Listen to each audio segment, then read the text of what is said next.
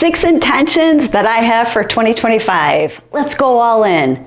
So welcome to 2025. It's a shiny new year of possibilities, right? And I've set my intentions to make it my best year yet. How about you? This year I'm committed to living with focus, joy, and unapologetic purpose. So when I look at this year, my mantra is, I'm all in. And my word of the year is optimize. So I'm diving hard and fast into all things that I want for myself this year. Maybe I'm looking at my goals as a little too high of a mountain to climb, but I'm going for it. So how about you? Are you pumped up that it's a brand new year, or are you dragging? Again, now we're into January now. The holidays are behind us. How are you feeling? If you're ready to join me on this journey this year, consider subscribing. But here I wanted to talk about 6 intentions that I'm going to use for this year. I would love to know your intentions, or maybe you could share some of these with me. And I'd like to share them peppered with a little bit of fun, some stats to back them up, and a whole lot of encouragement. So time is your most valuable asset. So make sure that you're making the most of every minute. And that is my number one intention of the year, is really trying to focus on time. Time is like one of those friends who never waits for you at the coffee shop, right? It just keeps moving.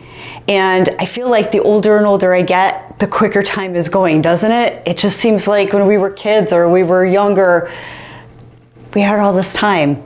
And now we're older and trying to figure out where the day went, let alone the years, right?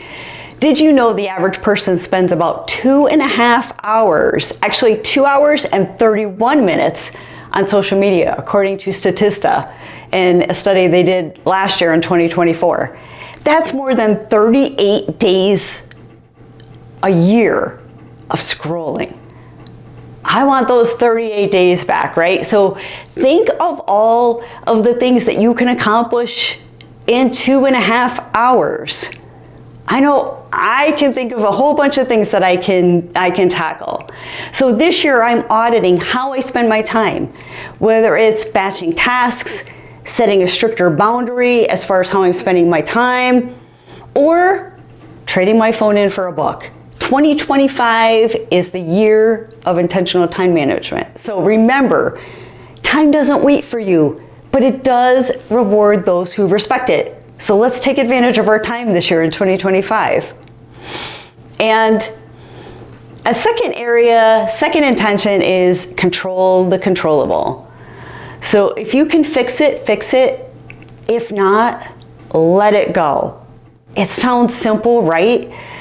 Yet many of us spend hours rehashing things that we really can't change. I know I'm that way. Are you that way?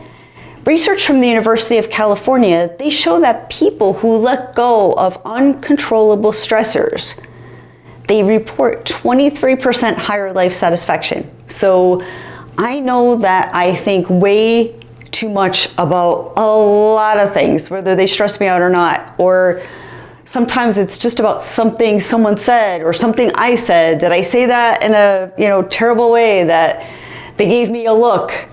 But this year I'm saying goodbye to ruminating and hello to intentional problem solving. So think about all of the time that you spend thinking about situations that you really can't control. It's time that you could be spending on totally crushing it, right? So another thing too is complaining. So complaining doesn't count as action either. And I'm here for the results. How about you? I'm done with complaining.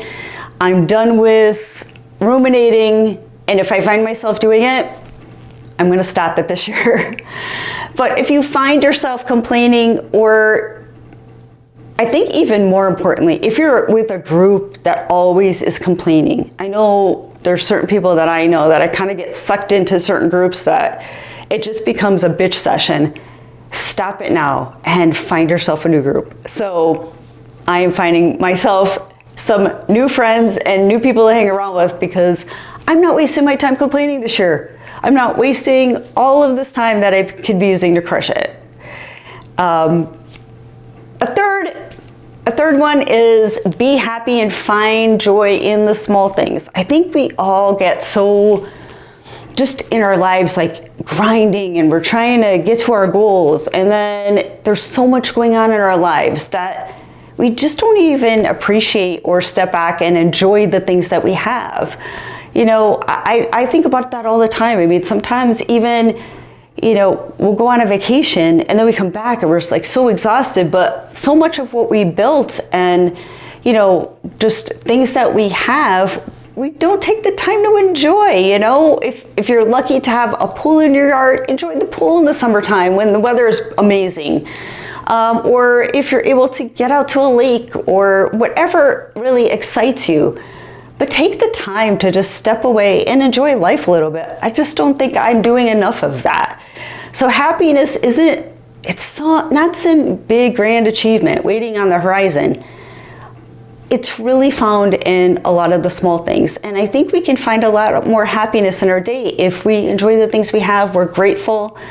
And if we harness those times, you know, just if something happens, it's like we feel like life is short and we think, oh, like I should have been doing this, I should have been doing that. I mean, how many times do we think about we're you know, involved with or have someone in our lives, whether it's family or a friend, that all of a sudden passes away, and you just have this whole different perspective about your life. You look at maybe how old they were and maybe they're similar age to you, and you think, holy smokes, like, what am I doing? You know, I have so much life to live, and at any point in time, that matches out, right?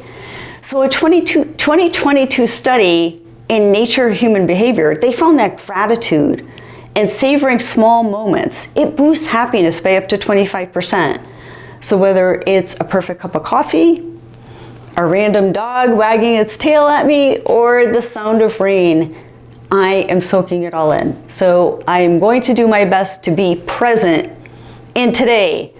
Stop thinking about the past and all of the things that have happened, and stop also thinking about the future too much. I mean, it's great to think about the future and to plan, but sometimes we get so held up with past and future that we're not here and we're not present.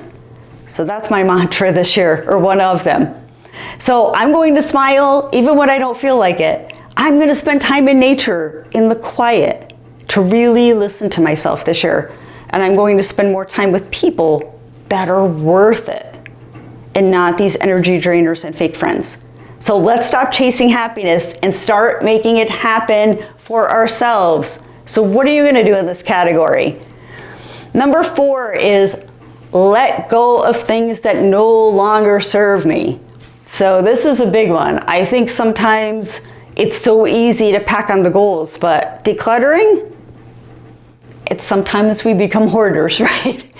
The decluttering life, right? Here's what I'm saying au revoir to in 2025. Number 1 is fake friends who bring drama. They're gone. People pleasing. No is a complete sentence. So if there's something that you don't want to do, just say no and mean it. Energy vampires. You know who they are. I know who they are. Self-sabotaging behaviors like procrastination and perfectionism. Let them go. And letting emotions outsmart my brain. I'm going with my gut, and I'm going with intuition this year. So I'm letting my emotions bye-bye, because sometimes I get really hung up on how I feel. And most of the time, it's not how you feel. It's about what's in your head and what's in your gut. And what are you really feeling down deep? So it's time to make a Marie Kondo moment in my relationships and my habits. If it doesn't bring me peace and it doesn't bring me purpose, it's not coming with me. So how about you? What do you think of that? And a fifth mantra or fifth area that I'm focusing on is embracing the process of becoming what God wants me to be. So I'm not here to preach, whether you believe in God or not. You know, it doesn't matter. I'm not a judge. I'm a person that believes in God. I believe in Jesus, and it's very important in my life. But this one is big for me. I'm surrendering my plans and opening my heart to what God's purpose is for me. After all, His timing is perfect, even when I don't understand it. So I'm going to try to let Him take the wheel and to lead me and guide me. One of my favorite reminders is Isaiah 55:9. As the heavens are higher than the earth, so are my ways higher than your ways, and my thoughts than your thoughts. So I feel like there's a point where you just got to test the process. You just got to trust it. Trust that it's all going to work out. It doesn't take away the fact that we need to work towards our goals and have a plan, but trust in how you're being guided. Trust your gut and where God's taking you, if you believe in that stuff. And number 6 is I'm going all in. This year, the theme is all in. All in on myself, all in on discipline for success, all in on my purpose, my health, and my energy. Why? Because your life can change in 1 year. It really can. Not 10, not 5, not even 3. 1 year focused on daily effort to completely shift the trajectory of your life. So how about that? Do you want to be in the same place that you are right now, January of 2025? When you hit January of 2026, do you want to be in the same place? Are you with me? Say it with me. I'm all in. So let's do this together. Whether it's time management, letting go of something that's just not serving you, or diving headfirst into your purpose.